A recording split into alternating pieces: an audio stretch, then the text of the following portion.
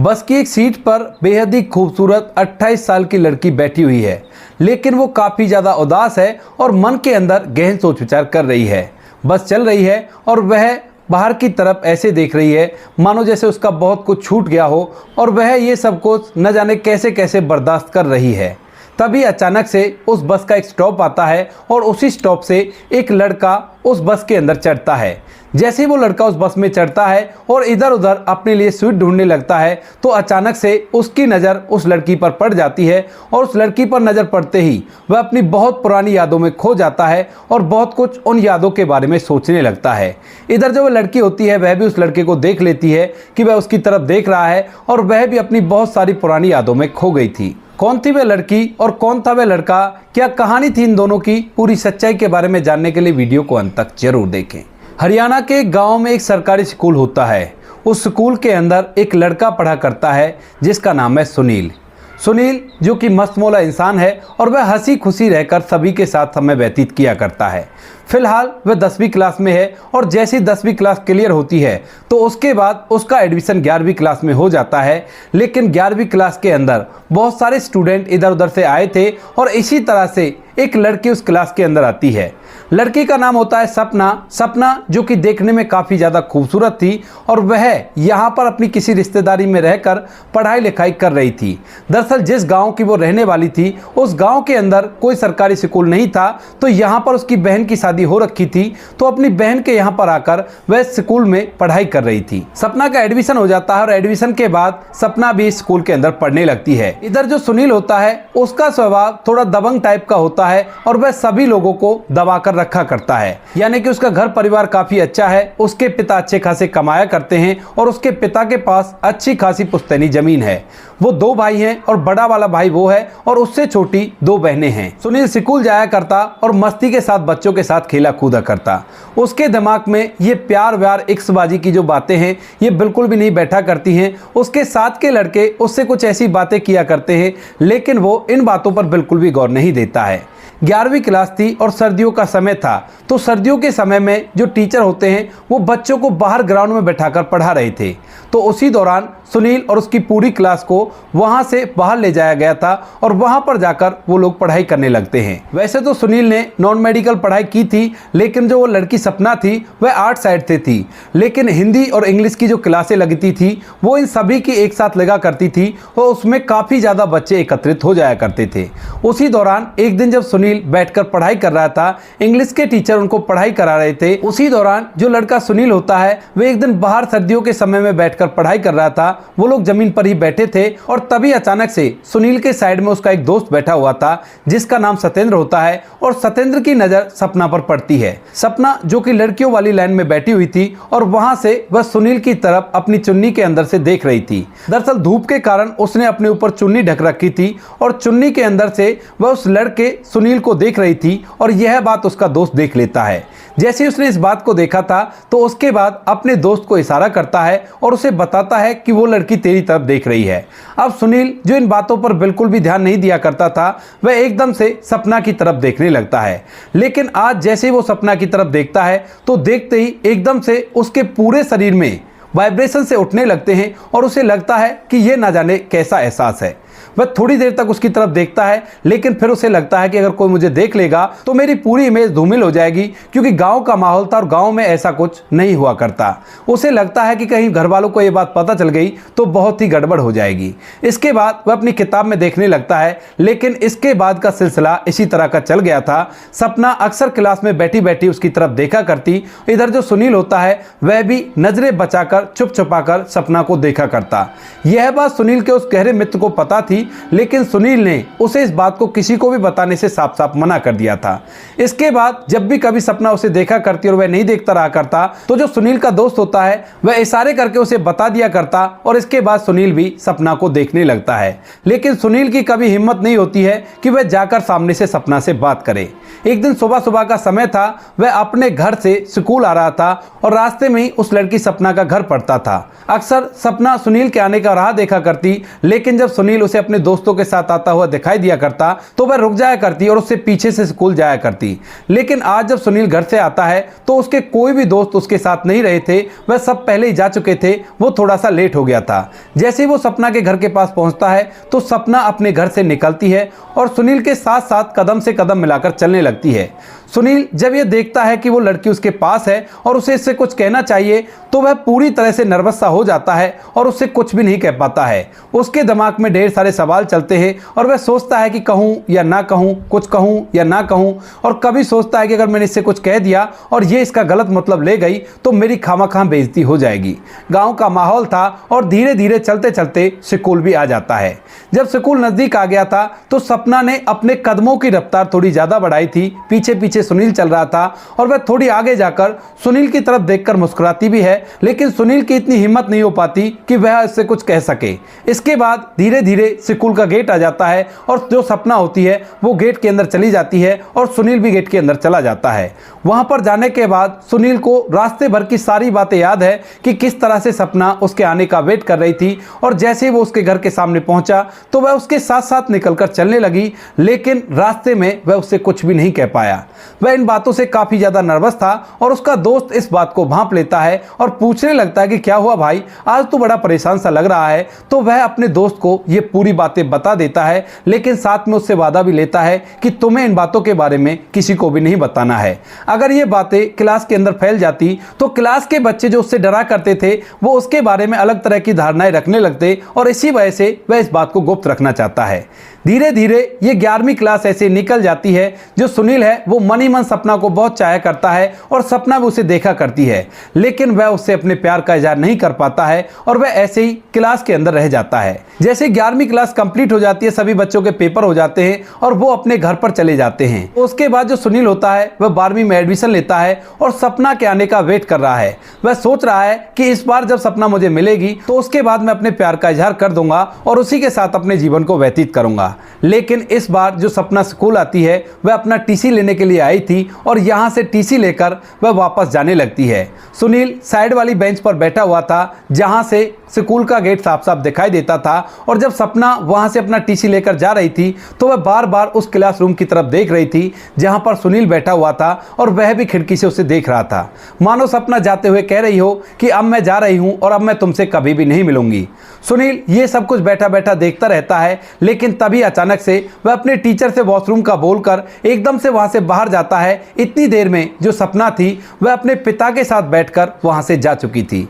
सुनील का प्यार यहाँ पर पूरी तरह से अधूरा रह गया था और ये बात उसे बार बार परेशान किया करती है। इसके बाद सुनील अपनी स्कूल की पढ़ाई कंप्लीट करता है और कॉलेज की पढ़ाई भी कंप्लीट कर लेता है। कंप्लीट करने के बाद उसकी एक अच्छी सी जगह पर प्राइवेट कंपनी में नौकरी लग गई थी और वह शादी के योग्य हो गया था, लेकिन आज तक भी सुनील के दिमाग में सपना की छवि बार बार घूमा करती है और वह सोचा करता है कि मैंने बहुत गलत किया है। अगर मैं अपने प्यार का इजहार कर देता तो सपना और मैं एक साथ रहते, क्योंकि यहाँ पर सपना की शादी हो सकती थी, भले ही वो गरीब हो लेकिन शादी तो हो सकती थी। उसके साथ वह अपने जीवन को बिता सकता था, लेकिन उसके शर्मीले स्वभाव ने सब कुछ गड़बड़ कर दिया था और इसी वजह से सुनील अपने आप को बहुत ही ज़्यादा कोसा करता है।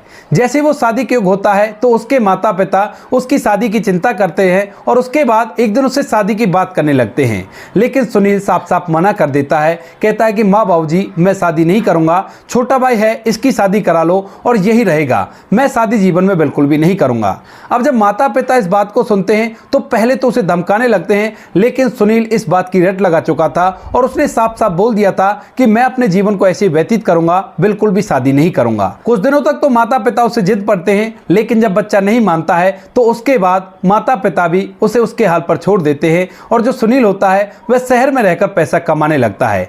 कुछ दिनों तक तो वह प्राइवेट नौकरी करता है, लेकिन उसके बाद अपना एक छोटा सा बिजनेस सेटअप कर लेता है और उसी में मन लगाकर मेहनत करने लगता है। लेकिन बार बार उसे सपना की याद आया करती है। वो पल याद आया करते हैं जब पहली बार उसने चुन्नी के अंदर से उसे देखा था और उसे देखने के बाद उसके पूरे शरीर में वाइब्रेशन सी फील होने लगी थी और उसे लग रहा था मानो ये क्या हो रहा हो। इसके बाद जो सुनील होता है इसी तरह से अपना काम करता रहता है। उसके छोटे भाई की भी शादी हो गई थी और उसकी बहनों की भी शादी हो गई थी और परिवार पूरी तरह से सेटल हो गया था। अब माता पिता उसे शादी के लिए बोलते भी नहीं है और वह भी किसी से शादी नहीं करना चाहता। धीरे धीरे वह 28-29 साल का हो जाता है और जैसे ही एक दिन वह अपने बिजनेस से रिलेटेड किसी काम को करने के लिए वहां से बस पकड़कर दूसरी जगह जा रहा था। उसी दौरान बस के अंदर उसे एक 28 साल की खूबसूरत लड़की बैठी हुई दिखाई देती है जो काफी ज्यादा उदास प्रतीत हो रही थी और उसका नाम था सपना। जैसे वो इस बार सपना को देखता है तो उसे अपने सारे फ्लैशबैक याद आने लगते हैं कि किस तरह से ये चुन्नी के अंदर से मुझे देखा करती थी और किस तरह से मैं अंत के दर्जे इसे देख रहा था लेकिन इसे रोक नहीं पाया और रास्ते में वो पीछे मुड़कर हंसना, वो सारी बातें एकदम वीडियो रील की तरह उसे दिखाई देने लगती हैं और वह सोचने लगता है कि आज तो मैं इससे बात करके ही रहूंगा। लेकिन जैसे ही वो उसकी तरफ बढ़ता है और सपना उसकी तरफ देखती है तो एकदम से उसके कदम रुक जाते हैं और वह सोचने लगता है कि कहीं ऐसा तो नहीं इसकी शादी हो गई हो और ये बाल बच्चेदार हो और मेरी वजह से कहीं इसका पूरा जीवन तहस नहस हो जाए। यह सोचकर उसके कदम ठिठक जाते हैं लेकिन फिर भी वह उससे बात करने की कोशिश करता है और इसी वजह से धीरे धीरे उसकी सीट के पास ही पहुंच जाता है। उसकी साइड वाली सीट खाली पड़ी हुई थी और वह उससे पूछकर उसके साइड में बैठ जाता है।